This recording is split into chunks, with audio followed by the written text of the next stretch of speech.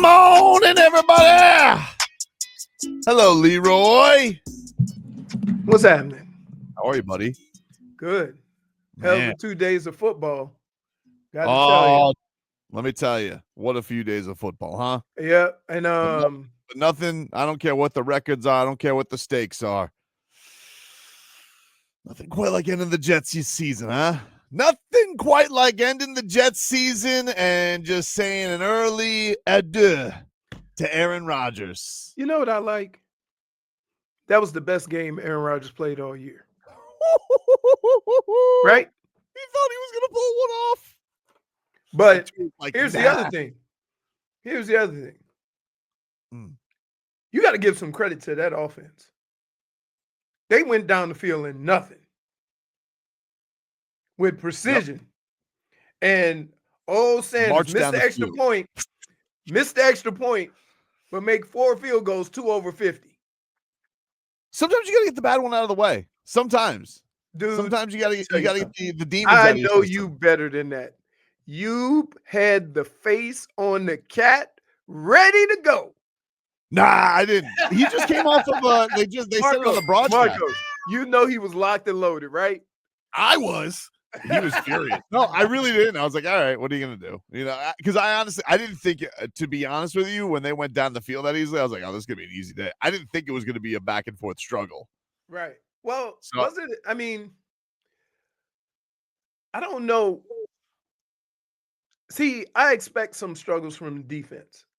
They got more people in and out of that game that you've never heard of, and guys playing corner, and they just, poor Keiko. Hey, buddy, cover with your feet, not your hands. He's a little grabby out there.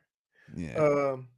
But I never thought, that they would and oh my God, if one more Jets receiver is that wide open, I'm gonna lose my mind. They are good receivers. Huh? They are good receivers. Oh, okay, which is even more reason to have somebody in the vicinity of them. Well, Like who? Think about this. You know nothing about defensive football. Right. Who are the 2 guys you're gonna make sure you have somebody on? Adams and Wilson. Okay. How can Adams catch a ball with nobody within 10 yards of him? He was scot-free. Okay, that's my only thing. It's different if you beat somebody that's covering you. But you want to know, when you needed a stop, when you needed somebody to step up, who can you always count on? Oh, yeah. Who can you always count on, Frog Boy? Sieler it on up. Sieler it on up. Hey, he's, you know what? It has been, without those 2 guys inside, I don't know what you would do. Did you see him show up to the press conference with a cowboy hat? Oh, man. That was for you. Man. That was only for you. That was only for you. Dude, that dude showed up. He showed up like a cowboy to the press conference, and I was like, yeah, that's right, Zach Sieler. I mean, this guy, anytime it's like, all right, we need somebody to come up with a big play, who's there? He does. Zach Sieler, dude. Absolutely. Like, he is so clutch. 2 game balls yesterday. Tua, Zach Sieler. I got to tell you. Now. Yeah, on a heater. Jesus. Like, I don't know why people say he's not good enough. It's like, what are you talking about?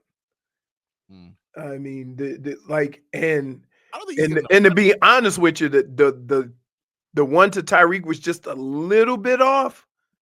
That's one of those passes you got to be on the same page, because you remember when Aaron Rodgers was talking about he threw it and the guy was supposed to stay on the numbers or whatever at the end of regulation. Talking about, yeah, that's kind of one of those passes where if you're both on the same page, that receiver will turn it in a little bit and give you a window to throw it, right? And he just missed it, right? But Reek was coming in there, he just didn't go in there enough.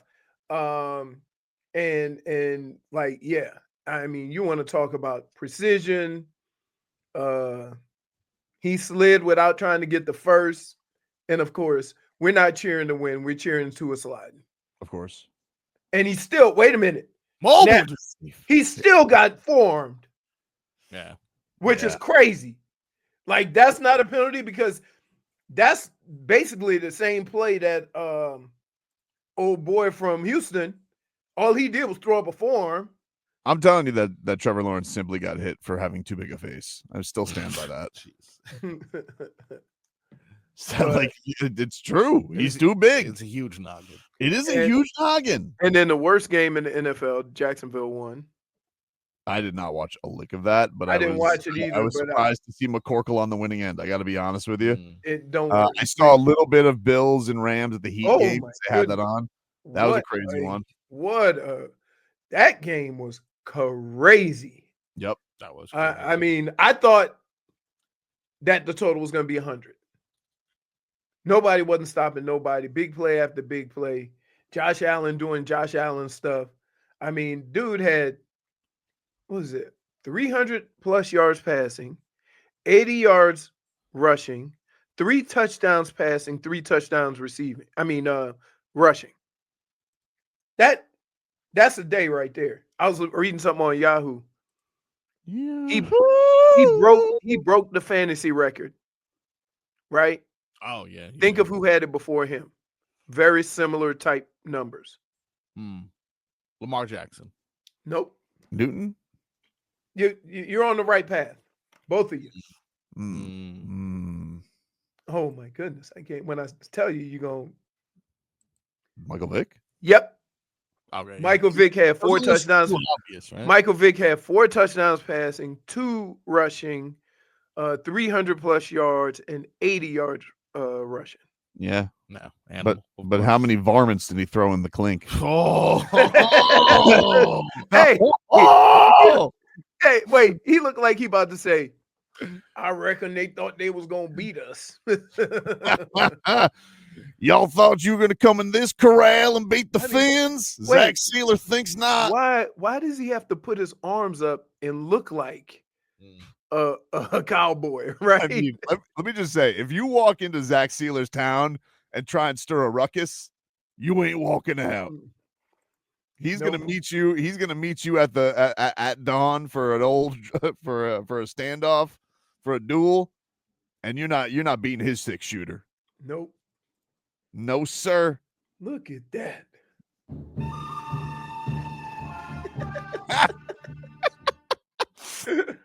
Ma'am, I'm sorry that he gave your horse a stir. We'll take care of it. How'd it do?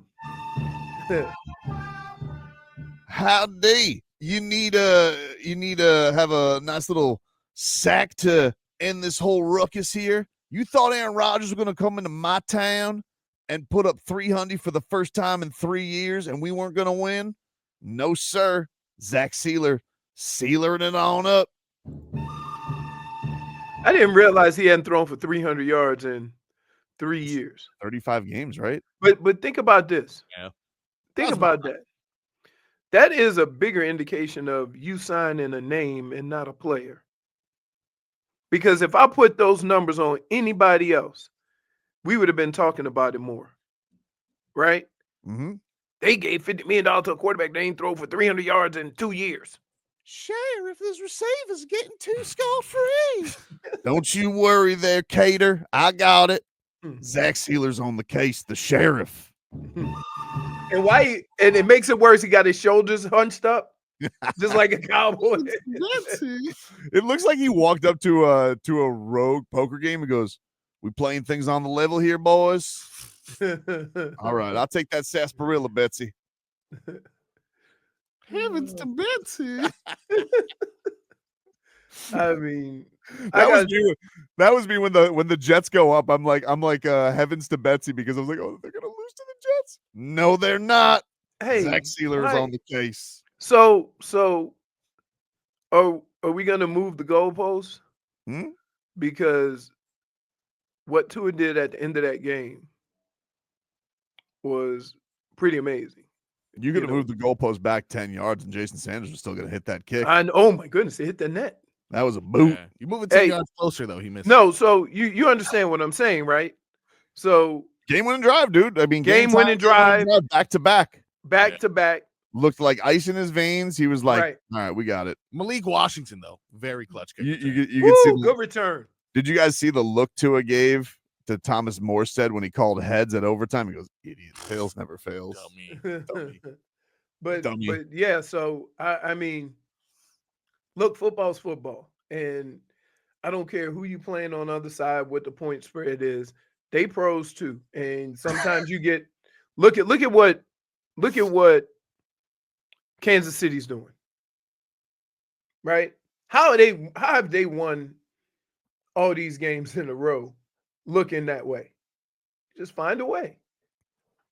Dude, they'd have his spot on where he says Sieler called a Jets player a yellow belly. It's just me and you here in these trenches, unless you're yellow. Here you go. I'm not celebrating beating a team of the Jets. You're supposed to win those. Dude, it's the Jets. Celebrate sending your rival off to their season. They're done. Yeah, but it's not always. Let me tell you something. As a Marlins fan, let me remember. I will never forget that the Marlins shut down Shea Stadium with the win. Like, take something. All right, it's a good feeling. You went out there. Aaron Rodgers has been the story of the season, and you ended their year. It's a good feeling. Can you just have a little bit of success right now? Just enjoy it, dude. Enjoy it. Look at the way Zach Sieler's dressed. How could you be upset right now? You're gonna be mad at a cowboy?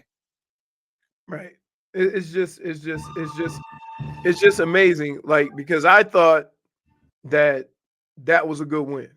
Like, regardless who you're playing, that was a good win. Those are the type of wins where you look at your quarterback and you look at your offense and you say, okay, we can do things at the end of games to win games, and you build on it. You know, we haven't seen something like that. We talk every time we sit here on Monday, we talk about how couldn't go down to get a drive, couldn't go down and get a drive, couldn't go. And now they go down, they get a drive, not only at the end of the game, but in overtime, so that Aaron Rodgers doesn't even get the football. And the first word and one of the first comments we hear, you're supposed to beat the Jets. It's just like, yeah, you're right, Tobin. You gotta enjoy it and appreciate wins. Most of the time you lose that game. Right. Exactly. I don't understand what we're doing here. Like, you lose that game, your quarterback bailed you out, and that's what you've wanted. I don't understand what we're bitching about. I know that the season hasn't gone quite up to standard right now. If they're still alive, that's the other thing. They're still alive, not dead yet. Gonna go into a big showdown in Texas. Oh, I hear you guys like cowboys in Texas.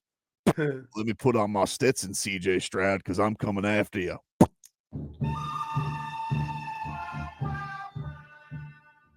What was that kind of what was that thing they would spit dip into? Because it wasn't like a cup. Like they go a spittoon.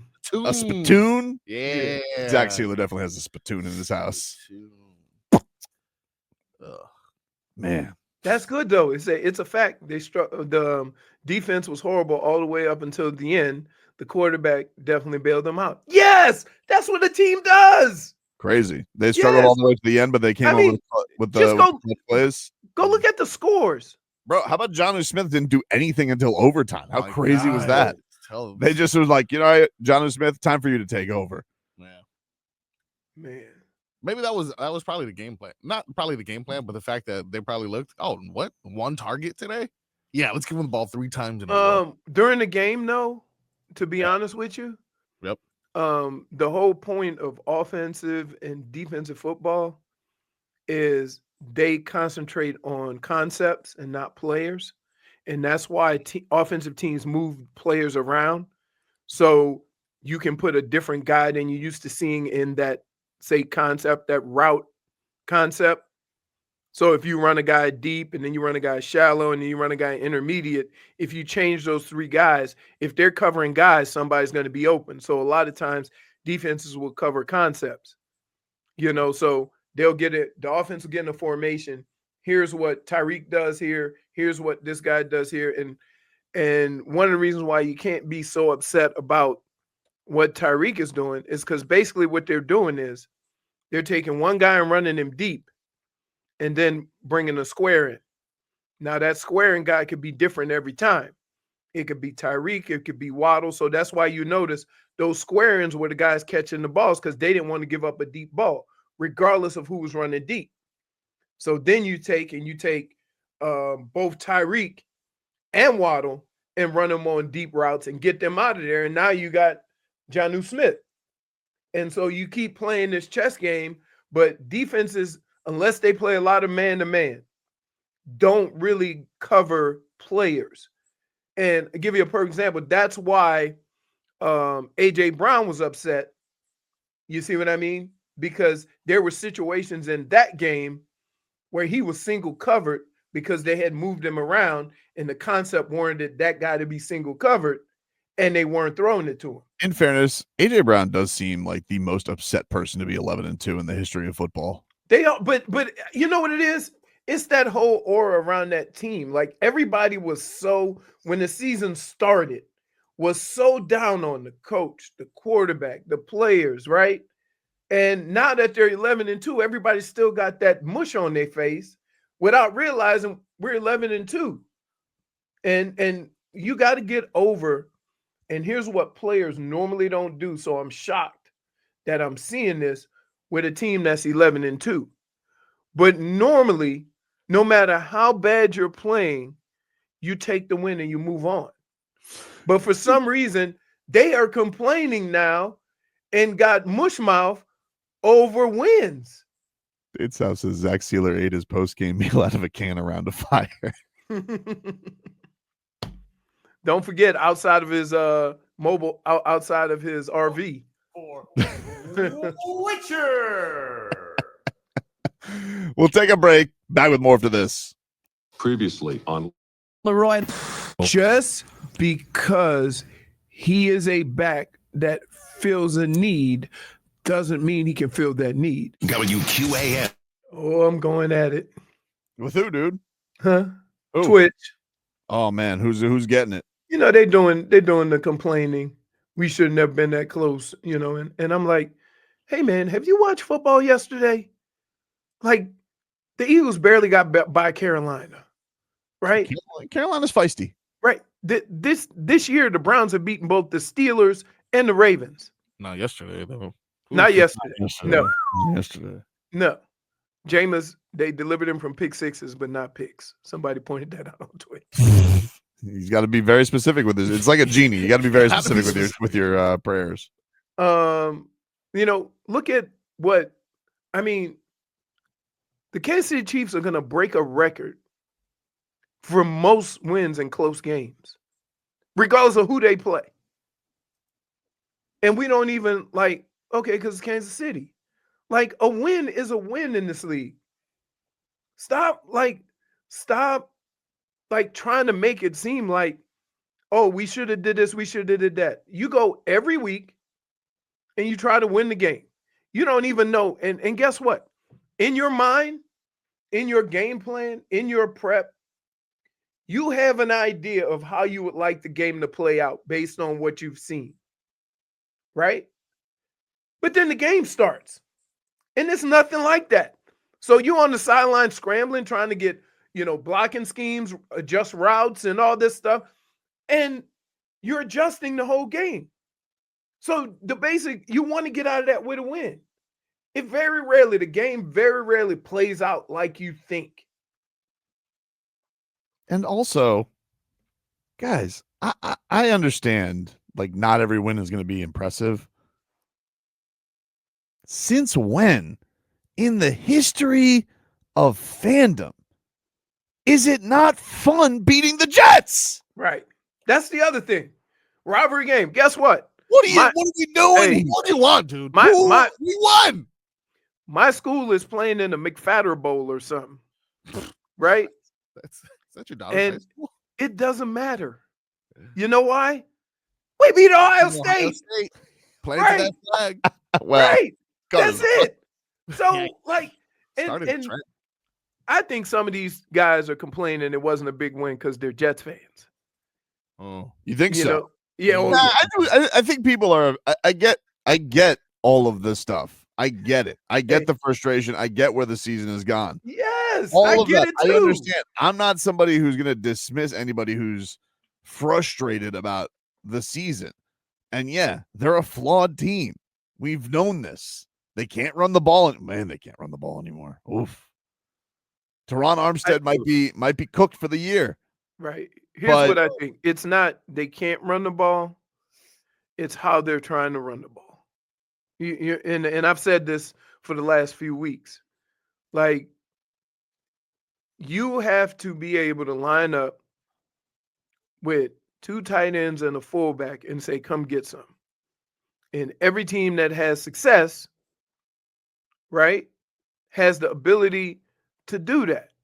And this team can't. They can't just line up, play a kind of smash mouth football, and get you a couple of yards or a touchdown inside the 5. It's got to be Achane, and then everybody get behind him and push. Right? Like, we don't play football. We play rugby up near the goal line. So I think that is an issue that you have to kind of correct with your mindset, with with how you go about doing things. They had some good stuff, off tackle and periodically, where you have a 7-8 yard run here or there. Oh, not yesterday. They didn't. Yeah, they did. They had a couple. They were 1.7 per carry. I mean, that doesn't mean you didn't have a couple of. That don't mean you rushed it for 1.7 yards a carry every play. It means you probably had a couple of -2s or 3s. A couple. A couple. I saw Achane blown up behind the line like 3-4 times. Right. But that is his long run yesterday was 7 yards.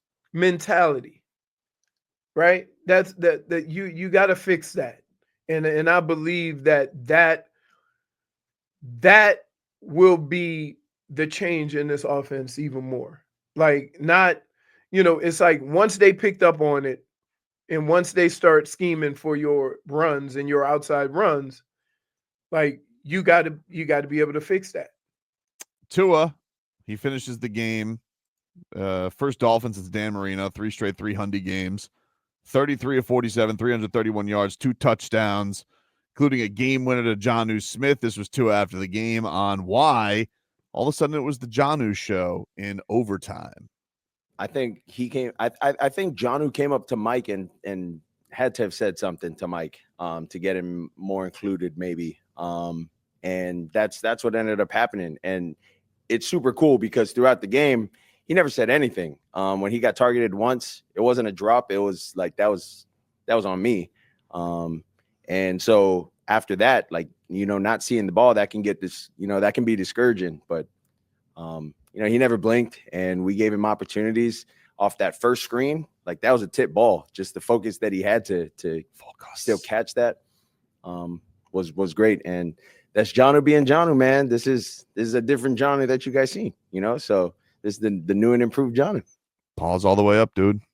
Hey, I got to tell you, there are times on the field when he catches the ball and he runs with it that he looked like the best athlete on the field. Right? Like, at that size, he looks like he's going through the secondary like, I'm the guy. And that's a good thing to have, because here's what happens. As you go into these next weeks, now you're going to have to pay some attention to Jonnu Smith. And anytime you pay attention to somebody on these short intermediate routes, it opens up the deeper stuff. So, it's kind of something that you wish could have played out sooner in the season, because it would give you more flexibility and more ability to do some of the other things that you really want to do, and that's the explosives. Mm-hmm. But as of right now, what he's doing and what they're doing with him, I mean, he can be he reminds me of? He is a big Deebo Samuel. The way they use him, he's run reverses. He's been in the backfield. He's been on line of scrimmage. He's been outside. They move him around and use him as that piece. They just haven't used him as much. Courtney goes, we will lose to Houston, the 49ers. It's like the person in Major League sitting in the bleachers. Oh, they're gonna blow it. No, they'll blow it in the ninth. Wild thing. Here was Tua on if he chastised Tyreek Hill. I'm not gonna say, you know, I'm Yes. not a big hoorah like I got on this guy, I got on that guy. Nah, this is football. Like we're all grown men. Like if you know, I tell you, you just need to be there. If he tells me like I need to throw it somewhere, like he got the respect from me, I got the respect from him. Like that's how the communication I think works and how it should work. You know, in a professional level, in a professional setting, and especially when, you know, the game's on the line. Like you got to be where you need to be, and we got to go do it. That's it. Did somebody say hoorah? I heard Aaron Rodgers was hoorah on that ayahuasca. And I said, no more of that. Not round Zach Sieler's town.